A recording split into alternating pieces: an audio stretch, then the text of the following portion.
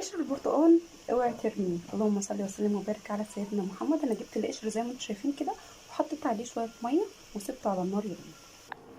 اول ما القشر ابتدى يدبل كده، حط برتقانتين متقشرين، ولازم القشر يكون يا جماعه نضيف ومغطيه عليه.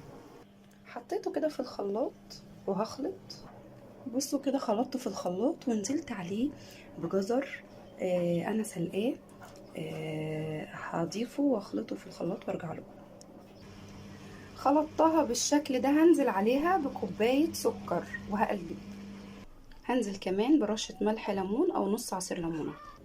شايفين يا جماعة الجمال؟ حد يقول ان من قشر البرتقال عملنا مربى. مربى حلوة جدا. يتحط لها شوية فانيليا او شوية قرفة. مغذية جدا، تبرد وتتشال في التلاجة.